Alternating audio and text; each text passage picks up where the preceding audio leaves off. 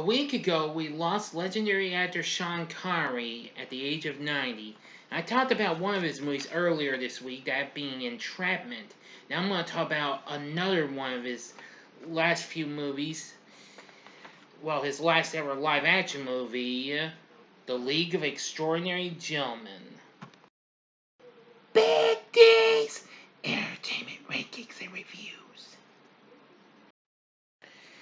So greetings, my fellow YouTubers, and welcome to Big D's Entertainment Rankings and Reviews. My name is Doyle, better known to you as the Big D, and this time around I bring to you a review of the 2003 diesel punk superhero flick, The League of Extraordinary Gentlemen, released by Fox and directed by Stephen Norrington, starring Sean Connery in his final live-action acting role before his retirement in 2006 and death, which was a week ago, along with Nasruddin Shah, Peta Wilson, Tony Curran, Stuart Townsend, Shane West, Jason Fleming, and Richard Roxburgh. It's loosely based on the first installment of, well, not just installment, but volume of the comic book series of the same name by Alan Moore and Kevin O'Neill. Now, the film did a little well, despite the film got dissed and what have you. It went on to make $179 million worldwide against its $78 million budget. Anyway, it features an assortment of fictional literary characters appropriate to the period, which was set in the late 19th century. Of course, these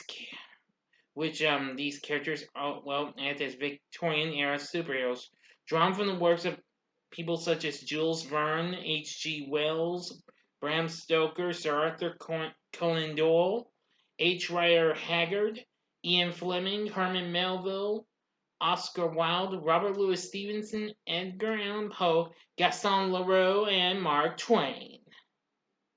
Albeit all adapted for the film. So here we go. In 1899, a terrorist group led by the Phantom, spelled with an F, breaks into the Bank of England, steals Leonardo da Vinci's blueprints of Venice's foundations, and kidnaps several German scientists. The British Empire sent Sanderson Reed to Kenya colony to recruit adventurer and hunter Alan Quatermain, that's Sean Connery's character, who had retired following the death of his son. Quatermain at first refuses until a group of assassins are sent to kill him, resulting in the death of his longtime friend Nigel. In London, Quatermain meets M, who explains that the Phantom plans to start a world war by bombing a secret meeting of world leaders in Venice. To prevent this, M is forming the latest generation of the League of Extraordinary Gentlemen. Consists of Quatermain himself, Captain Nemo, invisible thief Rodney Skinner, and chemist Mina Harker. Well, actually, vampire chemist, that is. Anyway, the League travels to the London Docklands to recruit Dorian Gray, Mina's former lover, who is immoral due to a miscursed portrait. The Phantom's assassins attack, but the League, aided by U.S. Secret Service agent Tom Sawyer, fends them off. So Gray and Sawyer join the League, and then they capture Edward Hyde in Paris, who transforms back into his alter ego, which is of course Dr. Jekyll, and joins the League after being offered amnesty. The League travels to Venice in Nemo's submarine, the Nautilus, but they soon deduce there may be a mole on board when a camera's flash powder residue is found in the wheelhouse and one of Jekyll's transformation formulas disappears. Suspicion falls on the missing Skinner. The Nautilus arrives in Venice just as the bombs detonate, causing the sea to start collapsing. Sawyer uses Nemo's automobile, which that's a pretty cool thing. I'll talk about that in a little bit, to stop the destruction, while Quatermain confronts Phantom, who is unmasked as M. Dorian. The traitor murders Nemo's first mate, Ishmael, and steals the Nautilus's exploration pod. M and Dorian leave a phonograph recording for the League declaring that their true goal is to ignite the World War, and that Dorian has been collecting physical elements of the League to create a heavily armed version of the Nautilus. Invisible spies, vampire assassins, and hide-like soldiers, and to sell the superhuman formulas off to the highest bidder. The Nautilus is damaged by bombs hidden on board, but Hyde saves it by draining the flooded engine room. Skinner secretly messages the League, informing them that he has snuck aboard the exploration pod and telling them to follow his heading. The League reaches northern Mongolia, where it reunites with Skinner and plots to destroy M's factory with explosives. Nemo and Hyde rescue the scientists. Skinner sets the explosive charges, and Mina battles and eventually kills Dorian by exposing him to his portrait. Now to the ending. Down to the last bit in the ending. You have exactly 5 seconds to stop this video and go to the description box below, fast forward to the time below to avoid ending spoilers if you've not seen the movie. Okay, thank you for your understanding. Here we go.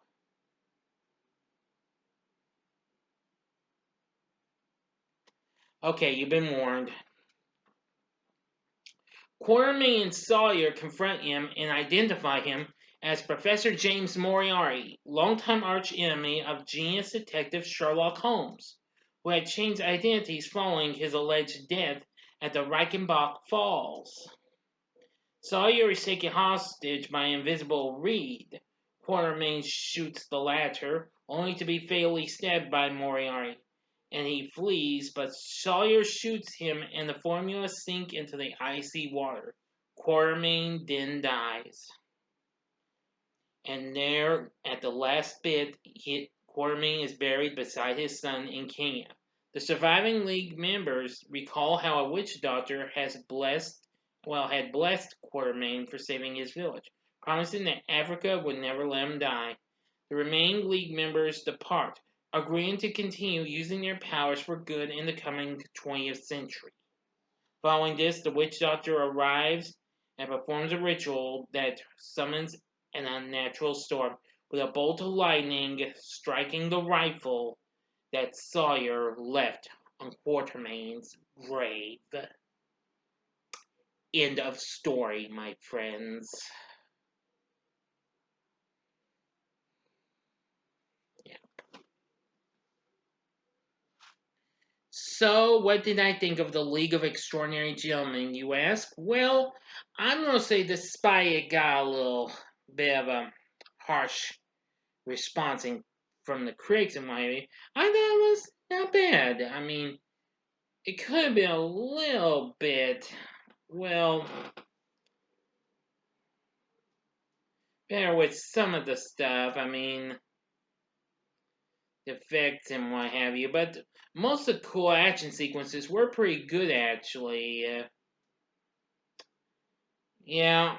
Now, one of the illustrators, Kevin O'Neill, well, according to this, he said that the film's failure was a bit of a disappointment because it was not respectful of the source material. He didn't recognize the characters when reading the screenplay and claimed that Norrington and Connery did not cooperate.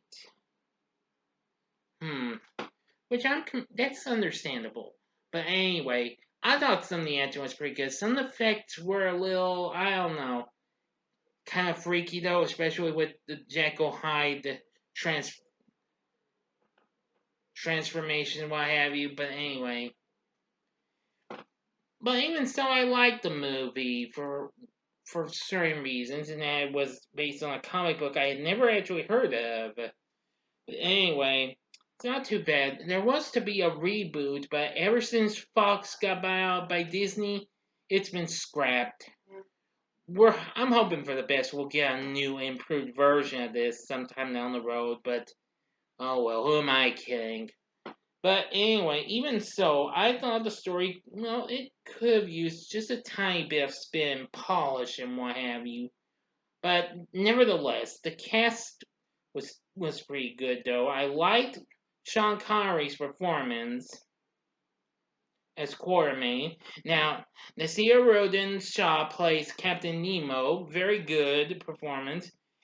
Playing Mina is Peta Wilson, who recently was the star of TV's La Femme Nikita on the USA Network, which ended, I think, a few years before this even came out. Which I liked her performance. Tony Curran as Skinner, Stuart Townsend playing Dorian Gray, not bad, and Shane West, I really liked his performance as Tom Sawyer. Jason Fleming playing both Jekyll and Hyde, that was really something, and Richard Roxburgh, who recently appeared as a bad guy in a couple of films. I know he was in Moulin Rouge and Van Helsing.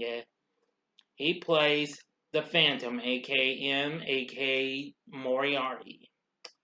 So, anyway, the cast was pretty good. Most of them were, but anyway, I just thought it was real cool. Now, with Nemo showing off the automobile in the beginning, he explains it's the future. I gotta say that was really something. But anyway, I thought that was really cool, and the way the Nautilus looked was really good, and I liked that. That's a few of my good aspects with this movie. I have seen this a few times. I just revisited it for the first time in years, as it's now playing on Amazon Prime. So the question is, would I recommend this movie? Well, you be the judge, but I'm just going to say, sure, go ahead. If you want to try to continue to, mourn the recent passing of Mr. Connery, if you've never seen this, give this one try. And if you're not satisfied, well, can't say I didn't try. And we do have a pretty good score in this, too, by Trevor Jones. So, anyway, yeah, The League of Extraordinary Gentlemen, give it one try. So, what are your thoughts on The League of Extraordinary Gentlemen? Please tell me in the comment section below. If you like the video, click the like button below, subscribe to my channel as well, and be a part of the Big D Nation. And I will do another vid tomorrow, even though I said I was taking breaks on some days, but I might be squeezing some stuff in at the last minute, so stay tuned and find out. But in the meantime, thanks for watching my review of the League of Extraordinary Gentlemen. And if you like this, see these other superhero themed vids. In the upper left-hand corner, if you'd like to catch any of these, see my playlist of the X-Men films, which X2 came out the same year this film did. Or if you just want something sold, go to the upper right-hand corner for my review of Daredevil, which also was released the same year that this was. And they were all released by Fox, as a matter of fact. You better believe it, my friends.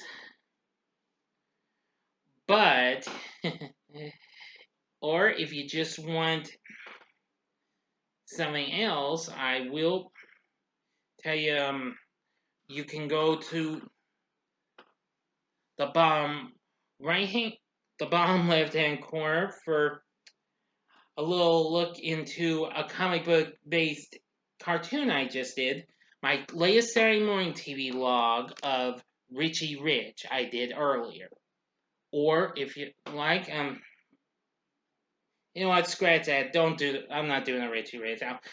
The bottom left hand corner should be my Sean Connery tribute from earlier this week, being Entrapment. My apologies, everyone. I'm not thinking so well. Forgive me, everyone.